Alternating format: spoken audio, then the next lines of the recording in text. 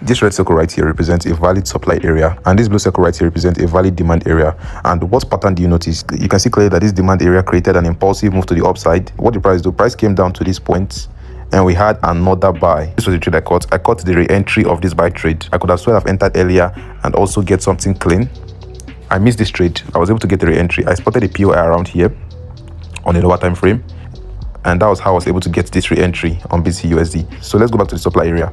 So you can see that after this supply area was created, which powered this impulsive down move, price came back, mitigated that area and sold. So what do you notice? Anytime price gives a valid supply or demand area, price is likely to come and tap it in and create another move on that same direction. Most of the times when I want to trade supply and demands, which is order blocks, wait for an inducement. What is an inducement? You can see that price sold, got to that place, tricked traders. Most traders will enter a sell around here, put their stop loss here, then going for a sell, then price will come, sweep liquidity, sweep them out, then use that liquidity as an impulsive move to move the market downward.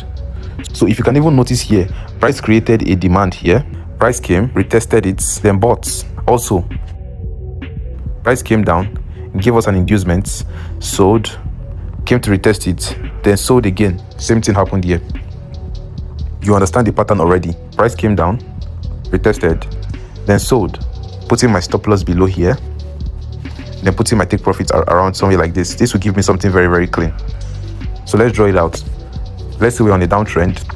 The price gets to a point, gives us a break of structure, comes back to give us a change of character. So now I'm very, very much interested in this point because this point is powering an uptrend. So I'm going to be very, very interested in this point right here as my demand zone. So what I'm going to be waiting for is price to come and tap me in, then I go for a buy. So first of all, I'm going to be waiting for an inducement, then price will come, sweep liquidity from here, sweep out this low, stop out traders, then come and mitigate this block. Then I'm going to go for a buy, putting my stop loss below here, putting my take profit above here. I'm going to be watching for price to react off this zone right here, then buy. So what do you notice? We have an order block. This is our order block.